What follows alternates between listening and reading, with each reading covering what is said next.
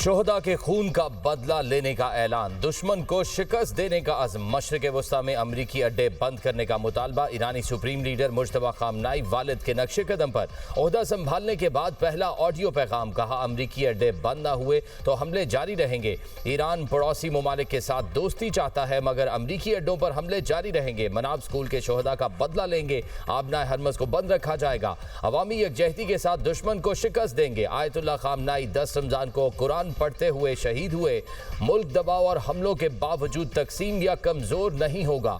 अवाम ने दुनिया को दिखाया ईरानी अजीम कौम है। ईरानी फोर्सेस ने दुश्मन को दंदान शिकन जवाब दिया। मुज्तबा खामनाई ने मुश्किल हालात में ईरानी फौज की कारकर्दगी को सराहा। ये भी बताया कि यमन और इराक की मज़ाहमती कुव्वतें भी ईरान की हिमायत कर रही हैं।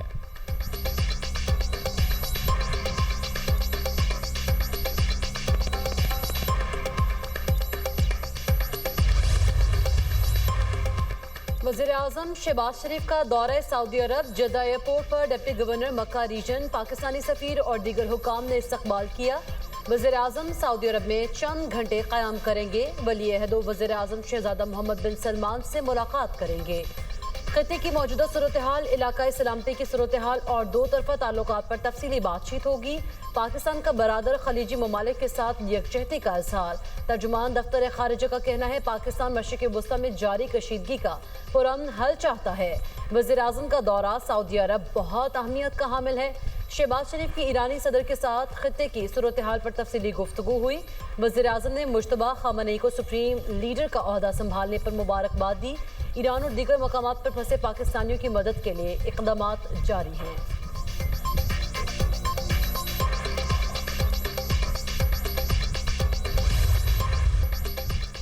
खलीज में मजीद 3 कार्गो जहाज़ों पर हमले। इराक की समुद्री हदूद में 2 गैर मुल्की ऑयल टैंकर्स निशाना बन गए। एक मुबैना तौर पर अमरीकी टैंकर था, दोनों को बारूद से भरी कश्तियों ने निशाना बनाया।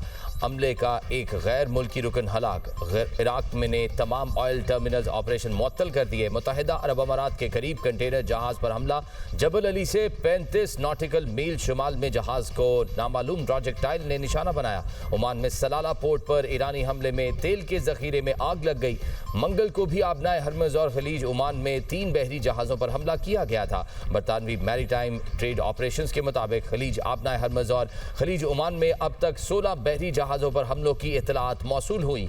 ईरानी मीडिया ने खलीज फारिस में अमरीकी जहाज़ को निशाना बनाने की वीडियो जारी कर दी। ईरानी naval chief rear admiral Ali Reza कहते हैं आबनाए हरमज से गुजरने वाले जहाज़ ईरान से इजाज़तनामा लें। जहाज़ों को महफूज रास्ता देने के खोखले बयानात को सच ना समझा जाए।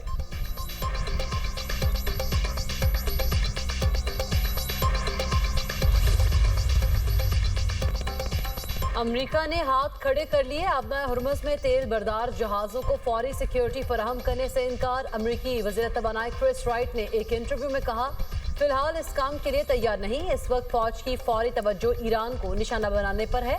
अमरीकी बहरिया मुमकिन तौर पर इसी माह के आखिर तक आबनाए हरमुज़ में तेल बरदार जहाज़ों को सिक्योरिटी फराहम करने के काबिल हो सकती है। मामले पर दिफाई हुकाम के साथ मुशावरत जारी है। मशरिक़ वस्ता में जंग और ईरानी हमले आलमी तेल मार्केट को तारीख का सबसे बड़ा सप्लाई झटका। आलमी तवानाई एजेंसी के मुताबिक खाम तेल की पैदावार में इस वक्त कम अज कम 80 लाख बैरल योमिया कमी आ गई। पेट्रोलियम मसनूआत से मुतालिक मजीद 20 लाख बैरल योमिया सप्लाई भी मुतासर हुई। खलीजी ममालिक ने पैदावार कम कर दी। आलमी मंडी में खाम तेल की कीमतें दोबारा $100 फी बैरल तक पहुँच गई। ब्रेंट खाम तेल $100.66 फी बैरल तक पहुँच गया। WTI खाम तेल की कीमत $95.70 फी बैरल हो गई। ईरान के खिलाफ जंग जीत चुके, फतह के बावजूद भी जल्द निकलना नहीं चाहते। मकसद पूरा होने तक ईरान से नहीं जाएंगे। अमरीकी सदर डोनाल्ड ट्रंप का तकरीब से खिताब, कहा ईरान की एटमी ताकत को सफ़ाए हस्ती से मिटा दिया। 11 दिन में अमरीकी फौज ने ईरान को तकरीबन तबाह कर दिया। ईरानी बहरिया को समंदर में डबो दिया। अमरीकी अफवाज ने 58 ईरानी बहरी जहाज तबाह कर दिए। ईरानी फ़ज़ाइया को मुकम्मल ख़त्म कर दिया। ईरान के पास अब कोई रेडार नहीं। ईरान की 31 बारूदी सुरंगें भी नाकारा बनाई। आबनाए हरमज की सूरत हाल पर कड़ी नजर है। ट्रंप ने सोशल मीडिया पर बयान में कहा कभी भी मशरिक़ वस्ता और दुनिया को तबाह नहीं होने दूंगा।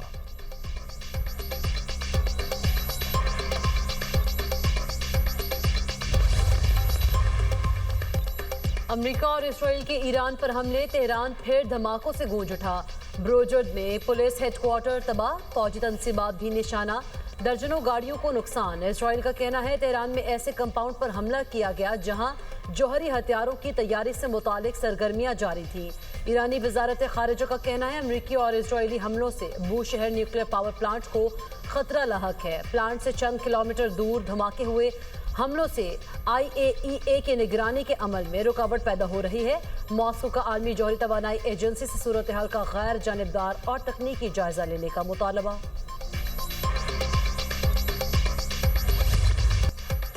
ईरान के इसराइल और खित्ते में अमरीकी अहदाफ पर हमले, तल अवीव में तबाही, मकबूजा इलाकों में मिसाइल गिरने की वीडियो मंजर आम पर। खुरम शहर कदर 1 टन वजनी वॉरहेड वाले खैबर शिकन मिसाइल और ड्रोन्स बरसा दिए गए।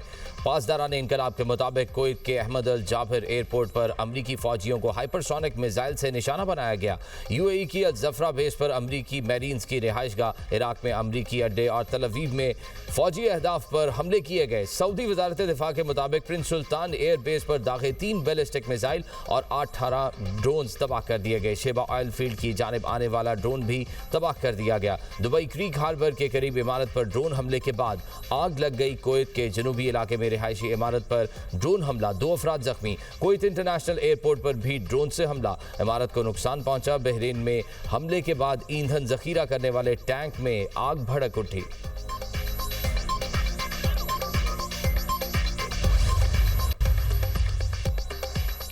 इसराइल की लबनान में वहशियाना बमबारी, बैरूत समेत मुख्तलिफ इलाकों में हमले, 6 अफराद शहीद।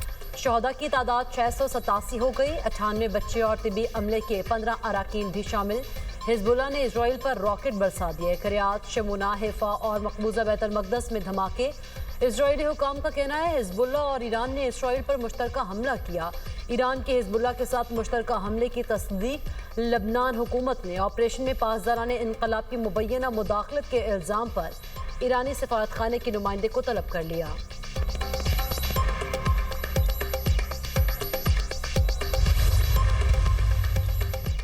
सिंध के गवर्नर हाउस को नया मकीन मिल गया। निहाल हाशमी हार पहनकर मीडिया के सामने आ गए। निहाल हाशमी को गवर्नर सिंध तैनात कर दिया गया। सदर मुमलिकत आसिफ अली जरदारी ने निहाल हाशमी को गवर्नर सिंध तैनात करने की मंजूरी दे दी। वज़ीर आज़म शहबाज शरीफ ने समरी मंजूरी के लिए सदर मुमलिकत को भिजवाई थी।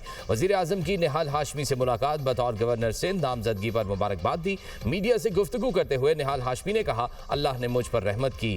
कायद नवाज शरीफ और वज़ीर आज़म शहबाज शरीफ की इनायत है। सदर आसिफ अली जरदारी का शुक्रगुजार हूं। मैं एक आईनी गवर्नर हूं। आइन के मुताबिक अपनी जिम्मेदारियां अदा करूंगा। हल्फ के बाद तरजीहात तय करूंगा।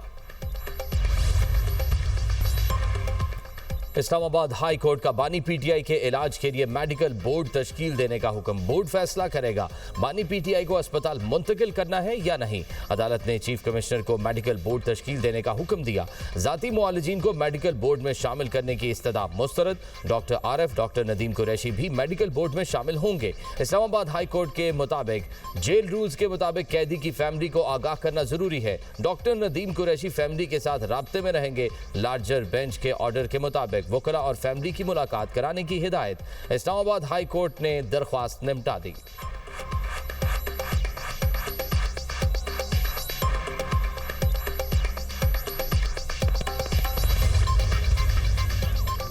तोशाखाना 2 केस, बानी और बुशरा बीबी की अपीलें बरवक्त दायर ना होने का एतराज खत्म करने की दरख्वास्त। इस्लामाबाद हाई कोर्ट ने तोशाखाना 2 केस अपीलों पर रजिस्ट्रार ऑफिस के एतराज़ात दूर कर दिए। बानी PTI और बुशरा बीबी की अपीलों पर नंबर लगाने का हुक्म। जस्टिस खादिम हुसैन सुमरो ने कहा, आप कह रहे हैं अडयाला जेल सुपरिटेंडेंट वकालतनामे पर दस्तखत नहीं करा के दे रहे। वकील सलमान सफदर बोले, सुपरिटेंडेंट अडयाला जेल ने वकालतनामे पर दस्तखत नहीं कराए।